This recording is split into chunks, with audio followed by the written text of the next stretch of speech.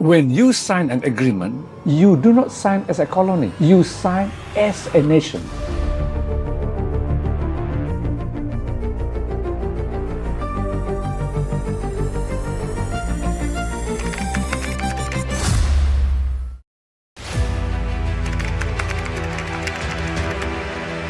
Sarawak Day does not mean much to those who do not know the history of Southeast Asia and the history of Sarawak. It doesn't mean much. For the Sarawakians and the younger generation, they must know and understand the history, the background. Politics without history has no root. History without politics bears no fruits. Therefore, one must understand yesterday's history in order to understand and appreciate today's politics. So, you have to go back to the days of the British Empire. The British Empire believes in the invincibility and impregnability.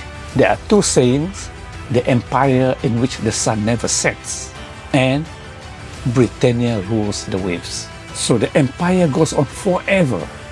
But two events after World War II torpedoed this empire. One, rising nationalism.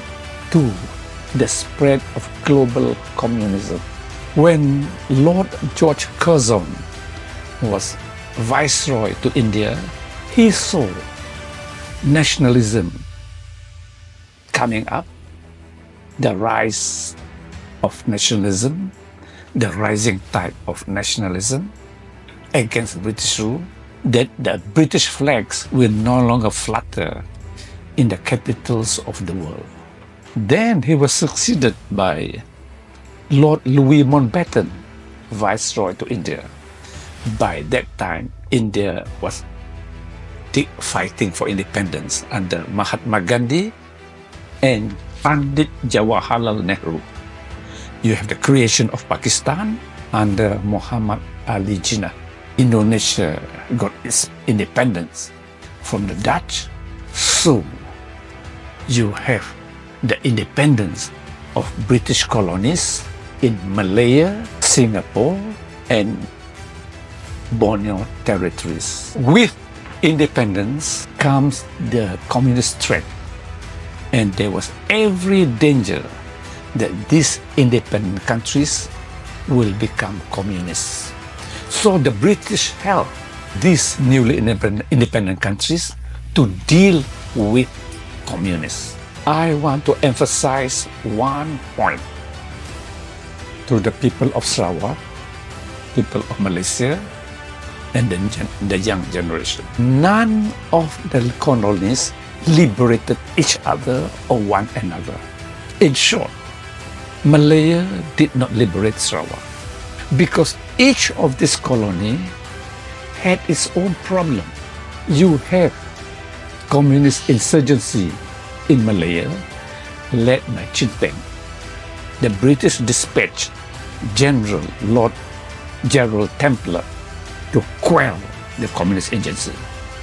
In Singapore, Mr. Lee Kuan Yew faced the communists, Barisan Socialists, Lim Chin Siong, and the Putuchiri brothers, James and Dominic Putuchiri. You have in Sarawak clandestine communist organization CCO, Paraku, military incursion from Kalimantan by Indonesia under President Sukarno. Arms were smuggled into Sabah because of the Filipino claim on Sabah by President Diosdado Macapagal and President Ferdinand Marcos. On 8th of December 1962, rebellion broke out in Brunei, led by A.M. Azahari against the Sultan. Each of these newly independent colony faced threats from within and from the communists. Therefore, They did not liberate each other. So, on 22nd July 1963 to 16 September 1963, Sarawak was a nation.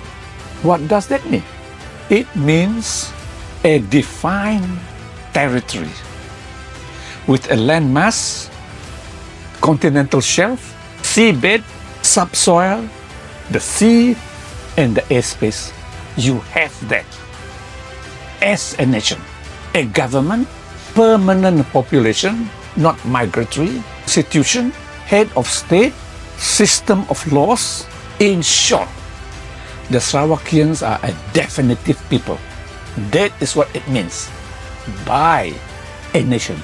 You have definite territory, permanent population, not migratory, head of state, a government, system of laws, the sea, and so forth. That is what 22nd of July means to the people of Sarawak and to the rest of Malaysia. On the surface, it was marked by cabinet ministers in immaculately dazzling white suit with Sarawak ties, and we are all joyful, celebrating the 22nd July. The problem that must be emphasized is that the continental shelf of Sarawak was taken over by the federal government. So we lost our continental shelf, seabed and subsoil, and we lost our gas and our oil. Then we fought back to recover these lost territories, because the continental shelf is an extension of the land mass of Sarawak under the land code covered with water. If you dry up the water, the continental shelf is just a continuation, contiguous to the land mass. Because it is the birth of a nation. And what a nation means is what I have said just now. Without that, you are not a nation. So, when you sign an agreement, you do not sign as a colony. You sign as a nation. So you have Malaya with the states there. You have Singapore as a city-state, and the Borneo territories.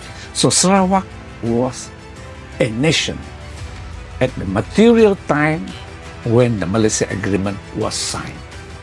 That is why it becomes so important, because we fulfill the ingredients required to make a nation. There is no racial internecine in the history of Sarawak, where the races fought against each other. There are racial riots. Further, there is no racial or religious polarization in Sarawak. There has always been political stability and racial harmony. So political stability is built on the substratum of racial harmony, and economic prosperity is built on the foundation of political stability. Since there's no racial riot, no political and religious polarization, the continuation of happily living together among the 27 races in Sarawak should be continued, and as an example, exemplary to other states of Malaysia. By inculcating into them yesterday's history and today's politics, that ours is the highest revenue in Malaysia, more than any other state, and we have the largest number of honorable members in our state legislature, and our legislature allows English, Malay, any native language to be spoken in the Dewan. not in Malaysia, not anywhere in the world do you find this. This has to be preserved. This has got to be prolonged. And we have to safeguard this. You have to give opportunities to those from the rural areas of Sarawak to speak in the Dewan. That is why it's so flexible. It's unique. Nowhere in the world